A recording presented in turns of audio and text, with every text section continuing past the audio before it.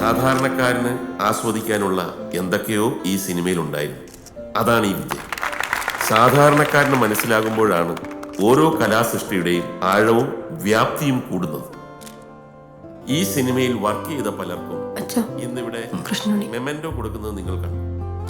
വർഷങ്ങൾ കഴിഞ്ഞ് ഇതേ മെമന്റോ കാണുമ്പോൾ ഈ സിനിമയുമായിട്ടുള്ള ഒരുപാട് ഓർമ്മകൾ മനസ്സിലേക്ക് ഓടി വരും. അതിനേക്കാൾ എത്രയോ ഇരട്ടി സന്തോഷമാണ് ഒരു സിനിമയിൽ അഭിനയിച്ച് അത് വിജയിച്ച് സ്റ്റേറ്റ് അവാർഡോ ദേശീയ അവാർഡോ ലഭിക്കുമ്പോൾ ഒരു വ്യക്തിക്കുണ്ടാവുന്നു. എന്റെ സുഹൃത്ത് നന്ദകിഷോർ നിർമ്മിച്ച ഈ സിനിമ ഒരു പക്കാ കൊമേഴ്ഷ്യൽ സിനിമയാണെങ്കിൽ എന്റെ വളരെ പ്രിയപ്പെട്ട ഒരാൾ അഭിനയിച്ച അരികെ ഒരാകാശം ഒരു ക്ലാസ് സിനിമയായി. നിങ്ങളിൽ പലരും അത് കണ്ടു കാണും. അർഹിച്ച വിജയം നേടുന്നതിന് മുമ്പ് ആ സിനിമയ്ക്ക് തിയേറ്റർ വിടേണ്ടി വന്നു. ഞാൻ ഇന്ന് ഇതിവിടെ എന്തുകൊണ്ടാണ് പറയുന്നതെന്ന് വെച്ചാൽ 4 ദിവസങ്ങൾക്ക് ശേഷം ഈ വർഷത്തെ നാഷണൽ അവാർഡ് പ്രഖ്യാപിക്കും. ഞാൻ നേരത്തെ സൂചിപ്പിച്ച ഞങ്ങളുടെ സുഹൃത്ത് പ്രശസ്തനായ നടൻ വളരെ വിനയാന്യുതനായി നമ്മുടെ മുമ്പിൽ തന്നെ ഇരിപ്പുണ്ട്.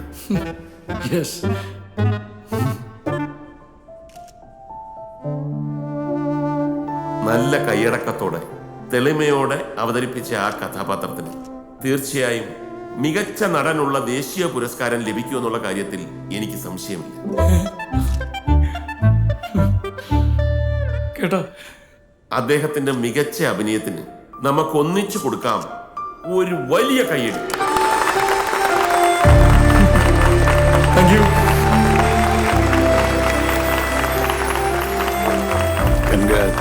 ഇനി ഈ സിനിമയിലെ നായകൻ യുവതരംഗം ആഘോഷ് മേനോനെ നിറഞ്ഞ കയ്യടികളോടെ സ്വാഗതം ചെയ്യാം. സന്തോഷം, ഒരുപാട് സന്തോഷം. ഞാനിന്ന് ഭയങ്കര ഹാപ്പിയാണ്. സത്യം പറഞ്ഞു കഴിഞ്ഞാൽ ഞാൻ എൻ്റെ ഒരു സിനിമയും അവാർഡിന് വേണ്ടിയിട്ടല്ല ചെയ്യാറുള്ളത്. പക്ഷേ ഇന്ന് പ്രകാശ് സാർ എന്നെക്കുറിച്ചും എൻ്റെ അഭിനയത്തെക്കുറിച്ചും പറഞ്ഞ വാക്കുകൾ എനിക്ക് ഒരുപാട് പ്രതീക്ഷ നൽകുന്നു. ഇപ്പോ നാഷണൽ അവാർഡിന് ഭാരത് അവാർഡ് എന്നല്ല പറയുന്നതെന്ന് എനിക്കറിയാം, പക്ഷെ എനിക്ക് അങ്ങനെ വിളിക്കാനാണ് ഇഷ്ടം.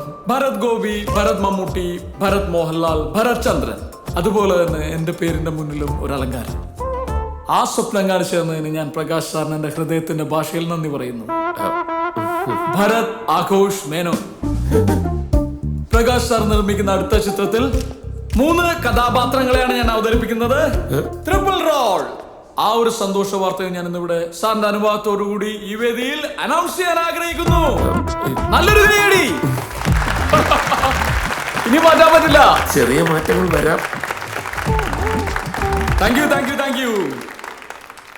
ഞാൻ ഒരുപാട് ബഹുമാനിക്കുന്ന പഴയകാല നടൻ മോഹൻകുമാർ സാറാണ് ആ സിനിമയിൽ എൻ്റെ അച്ഛനായിട്ട് അഭിനയിച്ചിട്ടുള്ളത്.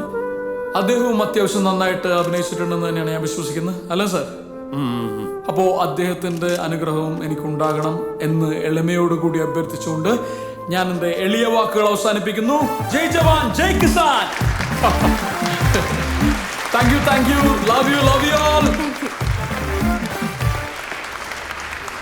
ഫോർമൽ ഫംഗ്ഷൻ അവസാനിച്ചിരിക്കുകയാണ്. ഫുഡ് കൗണ്ടേഴ്സ് ഓപ്പൺ ആണ്. എല്ലാവരും കഴിച്ചിട്ടേ പോകാവൂ. Thank you. സാർ, ഞാൻ പോയിട്ട് വരാം. ഓക്കെ. സാറിന് എൻ്റെ ക്യാരക്ടർ എത്രത്തോളം ഇഷ്ടപ്പെട്ടിരുന്നു എന്ന് എനിക്ക് അറിയില്ലായിരുന്നു കേട്ടോ. I like it. നമ്മുടെ 3 ക്യാരക്ടർ പരിപാടി കഴിയുമ്പോൾ എൻ്റെ ലെവൽ മാറും. സാറിൻ്റെ പിന്നെ എനിക്കൊരു കാര്യം ചോദിക്കാനുണ്ടായിരുന്നു. ഞാൻ വീട്ടിലേക്ക് വരാം. വേണമെങ്കിൽ ഇപ്പൊ ചോദിക്കാമല്ലോ. അല്ല, വീട്ടിലേക്ക് വന്ന് ചോദിക്കേണ്ട ഒരു കാര്യം ആണോ? അതെ, എന്നായിക്കോട്ടെ. നമുക്ക് അങ്ങോട്ട് നീങ്ങിയാലോ? ചെറുതായിട്ടൊരു ഡ്രിങ്ക്സ് കൂടി അറേഞ്ച് ചെയ്തിട്ടുണ്ട്, അത് കഴിഞ്ഞിട്ട് വാ. Hey, SRK team waiting. ആരാ? ഷാറൂഖ് ഖാന്റെ. അവരുടെ അടുത്ത സിനിമ മലയാളത്തില് ഞാനാണ് നായകൻ. മേമന ഇല്ലത്തെ നമ്പൂരി, അതാണ് സിനിമയുടെ പേര്.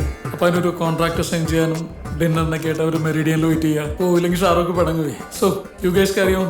Okay, all the best. All the best. വീട്ടിലേക്ക് ഉടൻ തന്നെ വരുന്നുണ്ട്. ഓക്കെ ഓക്കെ, പോട്ടെ മോനെ. ശരി, ഒന്ന് വേഗം പാപ്പായിട്ട് വണ്ടി എടുക്കാൻ പറയട്ടെ സാർ. ഈ ഷാറുഖ് ഖാനൊന്നും വേറെ ഒരു പണിയില്ലേ? മേമനയില്ലത്തെ നമ്പൂരിയാ, തള്ളായിരിക്കും. നമുക്ക് അങ്ങോട്ട് നിൽക്കാം. അതാ നല്ലത്.